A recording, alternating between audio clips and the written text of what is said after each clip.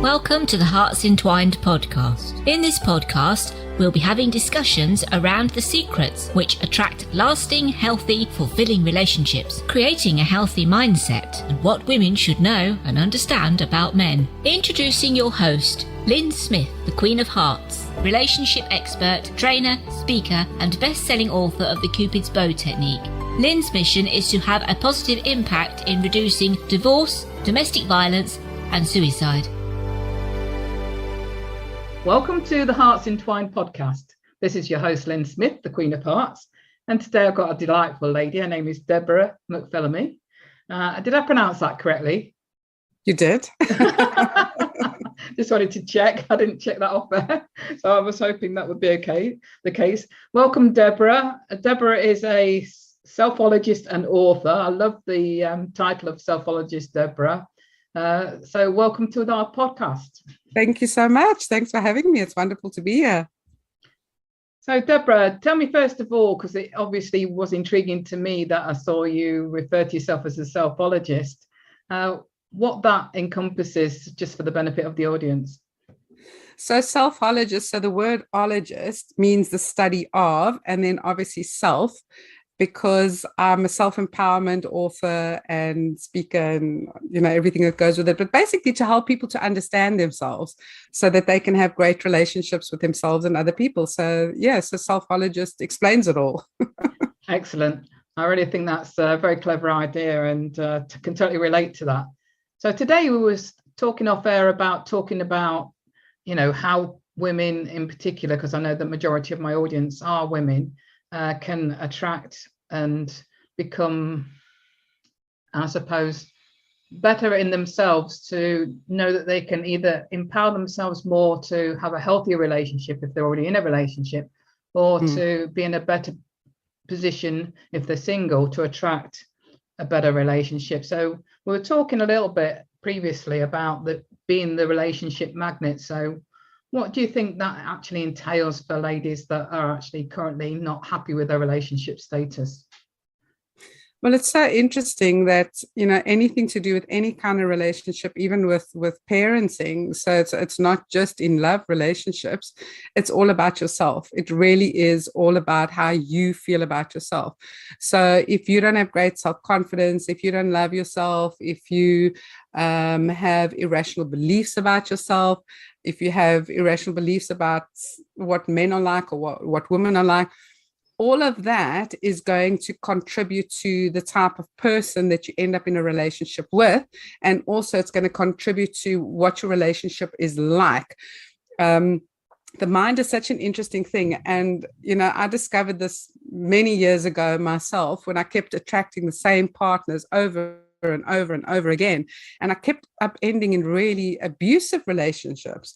And one day I was like, what is going on here? I don't understand why this is happening to me. And by then I'd already studied to be an emotional intelligence trainer, but I was still doing this. Even though I kind of had the tools, I was still doing this. And I just went back to all my notes and all my studies and started reflecting and realized that the beliefs I had about men and about myself and how badly I felt about myself was the reason I kept attracting people who were going to treat me the same way I treated myself. So everything really does start with how you feel about yourself and how you treat yourself, because that will determine your relationships. It's funny, isn't it? Because the way and this obviously happens for most of us subconsciously, we're not even aware of what we're doing or saying about ourselves quite often, because I know that when I'm in conversand with people, and I'm assuming that you do too, Deborah, that as they're speaking, they're very self-deprecating and they don't even realize that they're saying words like can't or I shouldn't or I'm this or I'm that with some negative adjective after it. Well, that's the thing, because, we've got our thoughts, and our thoughts tell us exactly what we feel and what we think about ourselves. So you've often seen these little sayings that come up and say, if I had to talk to my friends the way I talk to myself, you wouldn't have any friends. Because we look in the mirror and we go, oh, look at you, you're so fat, you're so ugly. Oh my God, look, you've got neck fat. You've got, we say these horrible things to ourselves. And that has been role model to us a lot of the time. So we're saying those things to ourselves, and then we expect to have a loving relationship with somebody who's going to say all the nice things we'd like to hear, but yet we don't say it to ourselves. So everything starts with yourself. So when you start loving yourself and accepting yourself, you're then teaching other people how to love and accept you as well. But if you can't do it to yourself and for yourself, how are other people expected to do that? Yeah, and I often think that, and this can be quite hard to hear if you are in an unhealthy relationship or a toxic relationship, that you're actually attracting that for the benefit of your highest good, to learn that particular lesson, that actually, this person has been brought into your life because you've attracted them to learn the lesson of loving yourself. It is. It's so hard to, that first thing, people will generally go, oh my gosh, so I'm to blame. It's my fault that this person is treating me that badly. It's hard to hear. It's such an awful thing to have to swallow. But what I like about when you start acknowledging that you're treating yourself badly means that you can change it, you can fix it, because you can't change the way somebody else treats you, or you can't change their behavior, should I say, but you can change the way you treat yourself and how you feel about yourself. And then it has that knock-on effect. So it's not, and it's also not that you're to blame. It's more about, we learn these things through childhood. We learn these things through being role model to us. So if you think about even the media makes women look all fantastic, and they airbrush the pictures, and it's not even real. A lot of that stuff isn't real. If you look at Facebook, how many photos on there have filters? So our daughters, our granddaughters are growing up with this weird way of believing that women have to be perfect. So when we then look in a mirror and we start dissing ourselves and criticizing ourselves and saying we're comparing ourselves to something that is not real, now, that is not your fault. And also, if you've grown up with thinking these things, that's not your fault. You were a child. So all of this was imprinted to you. So it's not your fault, but it is your responsibility to change it if you want to have better relationships.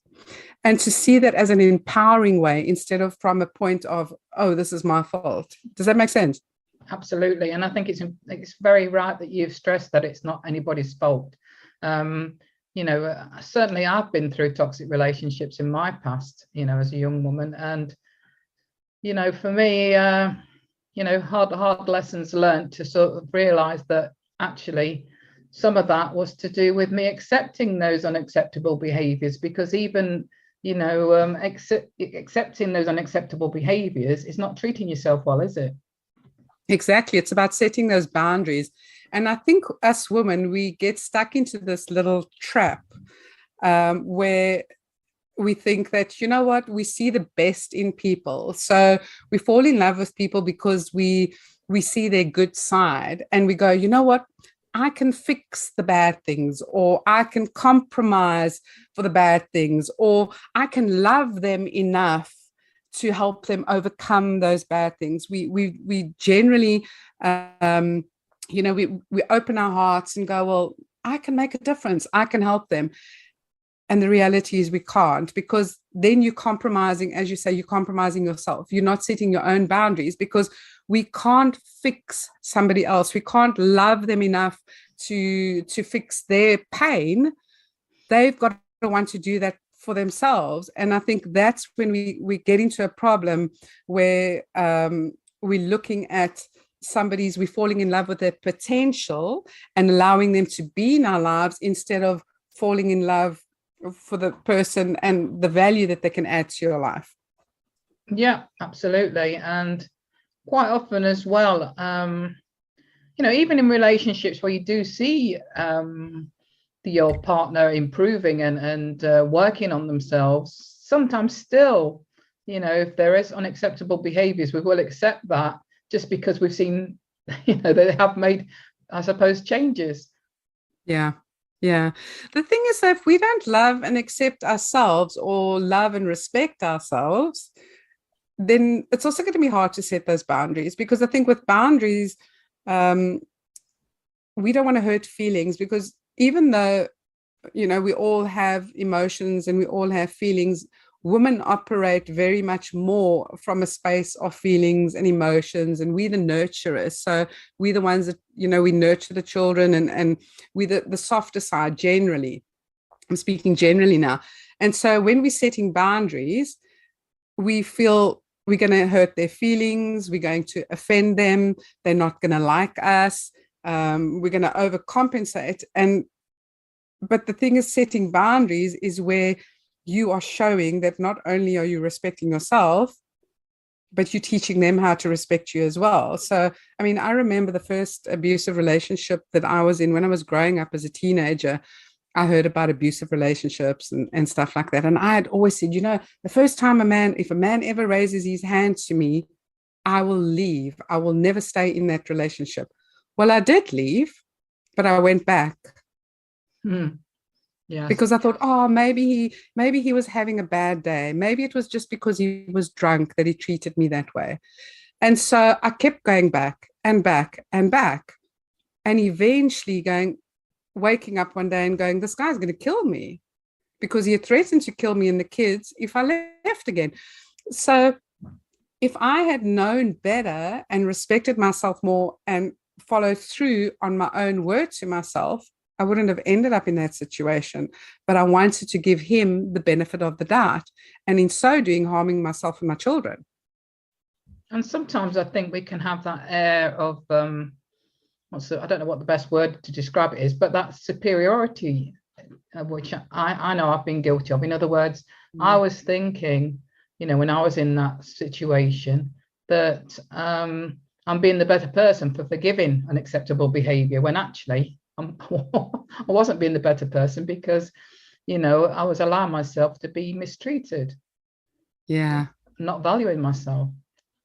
Yeah. And I mean, even when you just said that, being the better person, because I remember my mom saying that a lot, when people would be rude to me when I was a kid or whatever. And then she'd say, but just be the better person, just forgive them, just move on. And then she would also say things like, be the least, just be the least, as if that was a good thing. That was, being a humbling person or being the least was noble. No, it's not. It's not. Why do you want to be the least? Exactly. And another thing, I don't know whether you had the same example from your mum that I did. I think I had the word I want trained out of me, because I want was met with don't get, where my parents were concerned. So I wasn't sort of in a position as a child, allowed to express my own wants. That's it. And also, I think in our age group and era, I don't know if you had this as well, but it was, I can remember, shame, I mean, bless my mom's heart, she was such a lovely, lovely person, but it was that old school thinking, she would say things like, and which was hard for me to acknowledge, about my mom, how my mom's influence had influenced me in my relationships, because to me, she was just always such a lovely, kind, open-hearted person. But the one thing she would say is, you need to dumb yourself down a little bit, because men are threatened. Ouch. Yeah, because men are threatened by strong women, and you could put them off, or you need to make them need you, want you, and she would tell me little stories about how she would pretend to fall, so that they would feel good and up in their ego and stuff. And it was just the most bizarre thing. And I would go, I'm not doing that. I'm not going to pretend to be this helpless woman. But it was this whole thing about the fear of that you wouldn't find a husband, that you would be left on the shelf, because that's embarrassing. So all these old school ways of thinking, imprint your own thinking towards relationships, and then you end up in a relationship that you really don't want to be in. And then it takes you forever to get out of it, because you don't want to embarrass the family or bring shame on them, because now you're getting divorced. So there's a lot that goes on in the background that you're very unconscious of. You're not aware of it. It's kind of just there. Yeah. And I think sometimes as well, we're sort of, if we're a bit conflict adverse, I know my parents had a very volatile relationship, and it made me not want to, be on the end of any sort of confrontation. And I think if you're a bit confrontation adverse, I think sometimes we can hold back, on expressing our boundaries and our wants because we don't want to rock the boat or potentially cause any conflict. Yeah, definitely. And I think conflict was always seen as a bad thing. So many of my students, clients, whatever you want to call them, they have this fear of conflict because it's seen as I'm going to be aggressive or I'm going to be difficult. Women have been called difficult over the years. You never hear much about men being difficult. It's always, oh, she's being difficult. It's a woman, all of that, or she's too demanding. Women have been labeled with so many things, but conflict is a good thing because it teaches you how to negotiate and navigate through your relationship. And I remember reading years ago, this one doctor, psychologist, and he says, if you don't have conflict in your relationship, that's a bad sign. So obviously you don't want the aggressive conflict because that's not right and healthy, but it means that somebody, if there's no conflict, it means that somebody or both of you are just, you keep suppressing and you keep accepting and there's no, as you said, there's no boundaries because it's just like, oh, well, because somebody is going to be putting up, there's going to be a power imbalance if there's no conflict. Yeah, and like you said, conflict doesn't necessarily have to mean, angry words exchanged from a place of aggression. Conflict literally can just be, talking things through and having the strength to disagree, or that conversation about what is or isn't acceptable. Yeah, and just being able to say, no, that's not what I want. So I didn't ask for that. I was having a conversation with somebody just before this, and he was and it was so interesting because he was saying about this dynamic between this couple, and apparently he walks into the house and he doesn't care what his fiance is watching on TV. He will walk in, pick up the remote, change the channel, go and sit down, and then just watch his program, and she doesn't say anything. And I'm like, now in that situation, there's no respect, there's no consideration, there's entitlement, there's a lot of control. And the fact that she doesn't say, well, excuse me, but I was watching that. Now there's no conflict because she's just accepting it. But there should be conflict because that is downright disrespectful. There's no boundaries there. She's not teaching him how to respect her.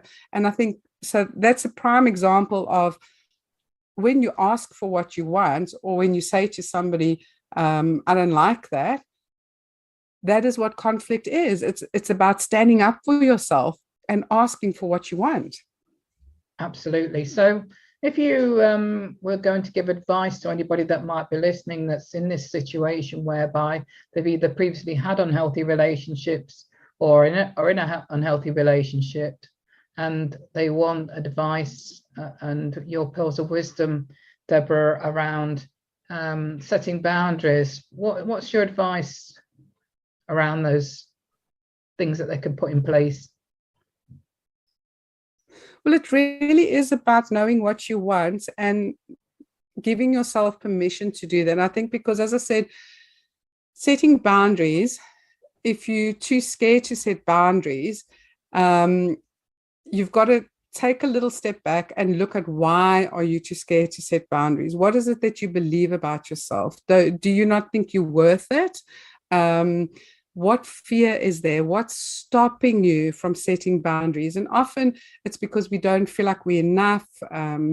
We're not deserving. We're not worthy. There's no respect, that you don't respect yourself. So you've really got to have a little bit of, as I said, taking a step backwards and saying, why am I allowing this to happen? And do you want to change that? So if you want to change it, just start small until you build up the confidence to do it. So start with the thing that bugs you the most. It could be, I know with a lot of couples, sometimes it could be as simple as bedtime, where the one partner goes, well, it's bedtime, we're going to bed now. And she's like, well, actually, I want to watch TV now. And he's like, no, well, I don't want to. start with that, because you have a right to live your life the way you want to live it. Because if you don't start setting those boundaries, then you're ending up in a child-parent relationship. So if you want to change it, ask yourself, what are you struggling with, why you can't, and then start small and work your way up from there. And in the beginning, it's going to feel hard.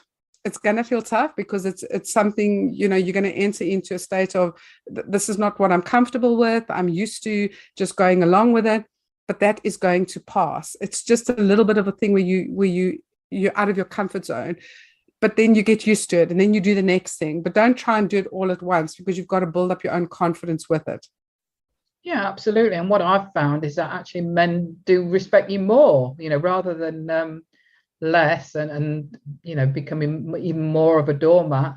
What I've found with the wisdom and experience and years and research is that it's actually great to be able to communicate those boundaries and say what you want, and risk, I suppose, that a bit of uncomfortability, because they might not like it in the moment, but usually, I've had conversations with guys, subsequently, that have said, I respected you for saying what you said.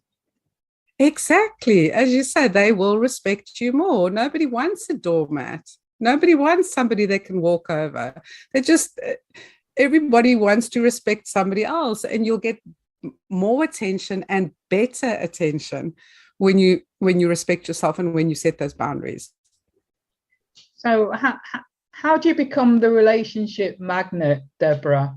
I know you've previously written a book about becoming the relationship magnet. So what would the gist be of that?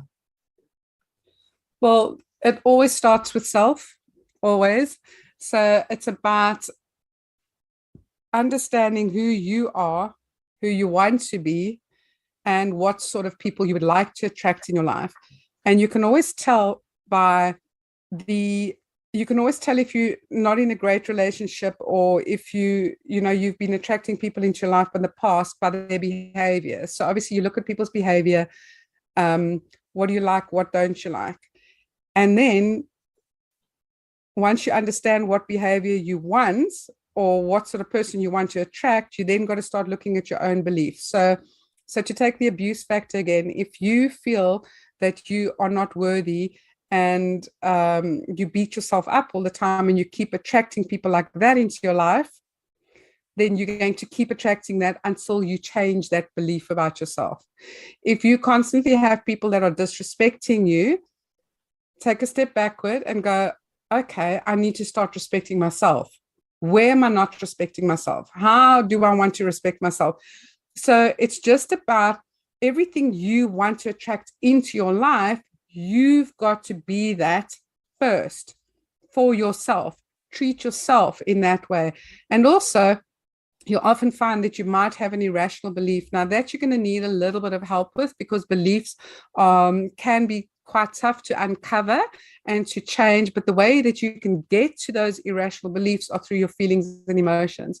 Because if you feel disrespected, it's because you have a belief about being disrespected, or you have a value of respect. So they're kind of all tied into one, but just start with treating yourself first, the way you want other people to treat you, not the other way around that we've grown up with, where they say to people, treat others like you want them to treat you. No, you've got to turn it around.